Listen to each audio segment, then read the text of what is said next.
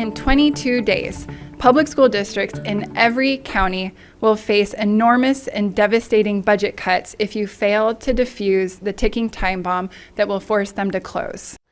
We begin at 9 o'clock tonight with the looming budget crisis for our schools. Our state legislature has just a few weeks left to do something to prevent it. If they fail to lift a spending cap, our schools are at risk of losing more than $1 billion in state funding. Emma Lockhart joins us live with more on what's at stake here, Emma.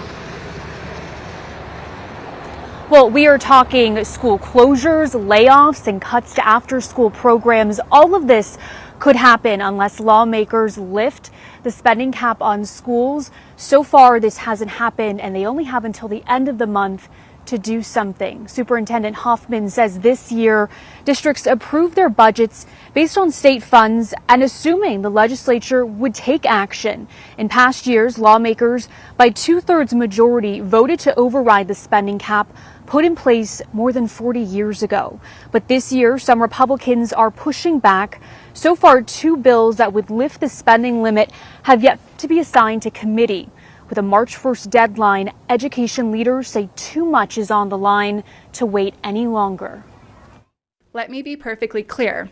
Inaction is not an option, and it's appalling that this was not the first issue addressed when the session started a month ago. Now, if lawmakers don't lift the spending limit, each school district could face 16% cuts across the board. Just to give you some perspective, that means Mesa Public Schools, the largest school district in the state, could lose $73 million at the end of the school year. Meanwhile, we did speak to some Republican lawmakers who say they will be addressing this issue in the coming weeks, and all the panic over the school crisis is unnecessary.